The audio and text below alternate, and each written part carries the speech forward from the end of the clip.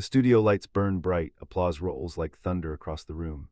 This is supposed to be a feel-good night, music, memories, unity.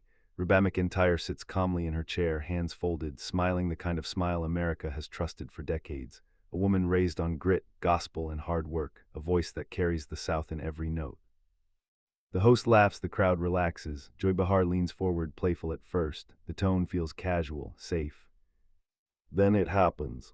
A joke, a comment, just a few words about the South, said lightly, but sharp underneath. The kind of comment that people laugh at because they're used to hearing it. The kind that assumes everyone in the room agrees. But something changes. The laughter stumbles, a few claps fade early. The camera cuts to Reba and her smile is gone. Her jaw tightens, her eyes don't blink. This isn't outrage yet, it's recognition, like she's heard this her whole life. Joy keeps going, doubling down with a smirk. The audience shifts in their seats. The host chuckles nervously, trying to steer the moment back to safe territory, but the air is already heavy. You can feel it pressing down on the room.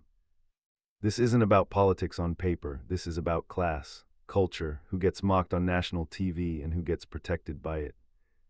Reba inhales slowly. The camera zooms in not because it's planned, but because the control room senses something real is happening. This isn't scripted, this isn't rehearsed. For the first time all night, Reba leans toward the microphone. Her voice doesn't rise. It lowers. She doesn't attack. She questions. She says quietly, "Do you know who you're talking about?" Silence. Not a single clap, not a laugh, just the hum of studio lights and a nation holding its breath. Reba straightens her jacket. Her hand moves to the mic clip at her collar. And that's when you realize this celebration just turned into a confrontation. Because Reba McEntire isn't smiling anymore. She's deciding whether to stay or make a statement America won't forget.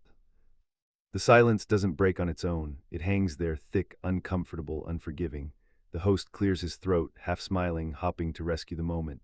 Joy Behar shifts in her chair, arms crossed now, her playful tone gone. Reba doesn't sit back. She lines in. You know, she begins, steady but trembling underneath. I've spent my whole life hearing jokes like that. Her eyes scan the audience, not angry, disappointed. About where I'm from, about how we talk, how we think, like we're all the same. A ripple of applause breaks out, not loud, careful, respectful. Joy interrupts, trying to soften it. Oh, come on, Reba, it's just humor. You can't take everything so seriously. That's when Reba's voice tightens. It's always just humor, she says, but it's never your home, never your people. Now the audience reacts, louder clapping, some cheers, others stay frozen. The political line is clear now. This isn't celebrity small talk anymore. This is about who gets to define America on national television. Reba continues, the South isn't a punchline, it's teachers, it's veterans, it's moms working 2 jobs, it's people who don't get invited into these rooms except when someone needs a joke. Joy shakes her head, no one's attacking you. Reba turns and looks directly at her. You may not feel attacked, she says quietly, but that doesn't mean we are. The control room is panicking, producers are waving. The host tries to jump in, but Reba keeps going. Her hands are shaking now. Years of pride, swallowed pain, and silence are pouring out in real time. I didn't come here to fight, Reba says. I came here to celebrate music, but I won't sit here and let millions of people who look like my family get laughed at. She reaches up, unclips the microphone. Gasps ripple through the audience. Joy leans forward, Reba, wait. Reba stands. The chair scrapes loudly against the floor. Cameras scramble to follow her as she turns toward the edge of the stage. And in that moment, everyone knows this isn't a dramatic pause. This is a walkout. The studio erupts into chaos. Reba McEntire walks off the stage, not fast, not slow, but with purpose. The kind of walk that says this decision was made years ago, not seconds. The camera tries to follow, then jerks away as producers shout, cut, cut to commercial, but it's too late. America has already seen it. The host stands frozen, one hand half raised, unsure whether to chase after her or pretend this is still a show. Joy Behar sits stiff in her chair, lips pressed tight, eyes darting toward the control room. The applause is scattered now, some people clapping in support, others stunned into silence. The screen finally fades to black. But backstage, that's where the real moment happens. Crew members whisper, phones come out immediately. Someone says, "This is going viral." Another says, "We're already trending." Reba disappears down the hallway, her boots echoing against the floor. A producer tries to stop her. She doesn't. Within minutes, social media explodes. Clips of the comment, clips of Reba's face, clips of her standing up. Hashtags split the country in half. One side calls her brave, the other calls her dramatic. Cable news chyrons start rolling before the show even ends. Then something unexpected happens. A short audio clip leaks online, raw, shaky, clearly recorded backstage. Reba's voice, emotional but controlled. "I'm tired of being polite about being disrespected," she says. "If standing up for where you're from makes you difficult, then maybe this place needs to get uncomfortable." The media machine kicks into overdrive. Pundits argue within hours. Some call it a meltdown. Others call it the most honest moment television has seen in years. Politicians start weighing in. Cultural lines harden fast. And then, just as the noise reaches its peak, a breaking news alert flashes across screens. A source confirms Reba McEntire is preparing a public response. Not through her team. Not through PR. From her. The question isn't what she'll say. It's whether America is ready to hear it. Because when Reba McEntire speaks next, this won't be a walkout. It'll be a reckoning. By morning, the country feels different. Reba's name is everywhere, not in the entertainment section, but in headlines usually reserved for elections and crises. Morning shows replay the walk-off on a loop. Commentators slow it down frame by frame, analyzing her expression like it's evidence in a trial. And then the statement drops. Not flashy, no music, no logo, just words. Reba writes about growing up in a small town where respect wasn't optional, about people who wake up early, work hard, and still get talked down to. She never names Joy Behar, she never says The View, but everyone knows exactly what she's talking about. This wasn't anger, she writes, it was a boundary. The reaction is instant and explosive. Across the South, radio hosts defend her like family. Churches share her words. Veterans post in support. For many, it feels like someone finally said out loud what they felt for years.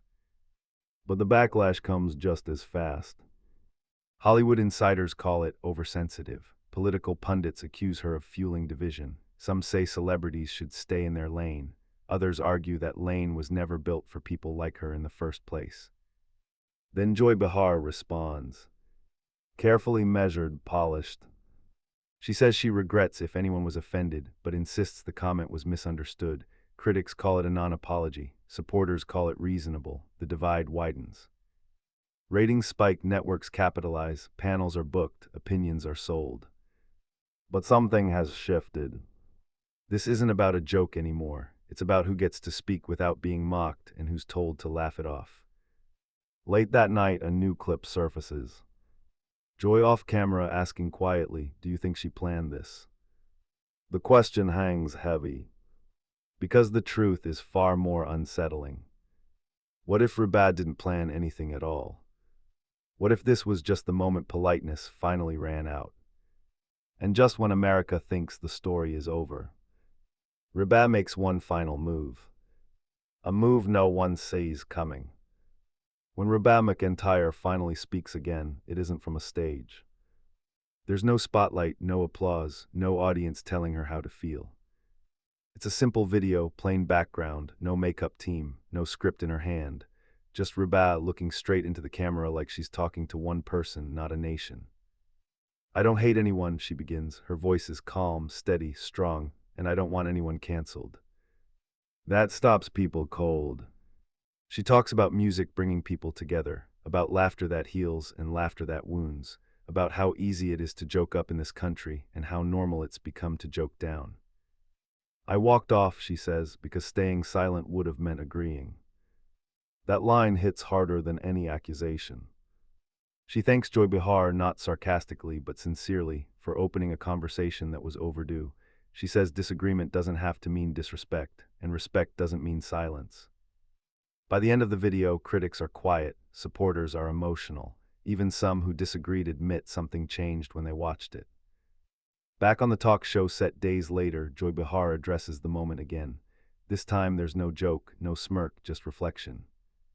I think we all learned something, she says softly. And for once, the audience doesn't clap right away. Because this was never about winning an argument. It was about being seen. And the real question America is left with isn't who walked off. It's how many people have been quietly walking off for years. And what happens when they finally stop being quiet? If this moment made you uncomfortable, good, that means it mattered. Because what you just watched wasn't celebrity drama. It wasn't a viral clip engineered for clicks. It was a real line being drawn on live television. A moment where politeness gave way to truth and silence finally said enough. Now we want to hear from you. Do you think Reba McEntire was right to walk off? Or should public figures just laugh it off and move on? Drop your thoughts in the comments, not to fight, but to speak, because conversations only change when real people show up. If you believe respect matters no matter where someone comes from, hit that like button. It tells the algorithm this story deserves to be heard, not buried.